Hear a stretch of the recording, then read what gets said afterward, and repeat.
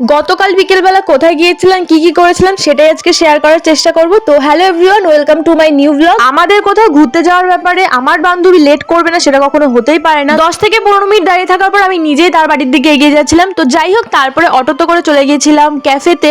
অনেকদিন ধরেই কোনো রকম ভিডিও করা হয় না। আসলে গোটা দিনটা যদি বাড়িতে থাকা হয় তাহলে খাওয়া দাওয়া ঘুমানো ছাড়া তো আর তো কিছু থাকে না জীবনে। তো সুতরাং ইন্টারেস্টিং কিছু দেখাতে পারি না বলে ব্লগ করি না।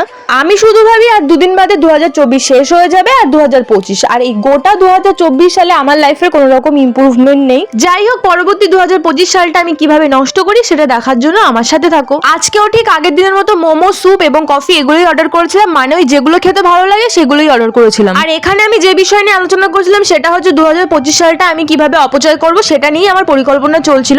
আর এই পোর্শনটাতে আমি কি বক বক করছিলাম যদি তোমরা কেউ বুঝে থাকো তাহলে অবশ্যই জানিও। চলো তাহলে অনেক হয়েছে, এবার বাড়ি ফেরা যাক। আর বাড়ি ফেরার পথে আমরা নিয়ে নিয়েছিলাম আইসক্রিম। তো শীতের রাত্রেবেলা আইসক্রিম না খেলে তো ব্যাপারটা জমে না।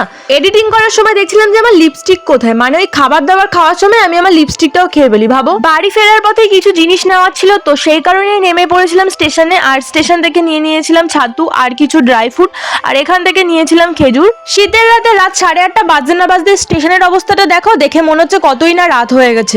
যাই হোক, আজকে ভিডিওটা এখানেই এন্ড করছি। সকলে খুব ভালো থেকো, সুস্থ থেকো, পাশে থেকো।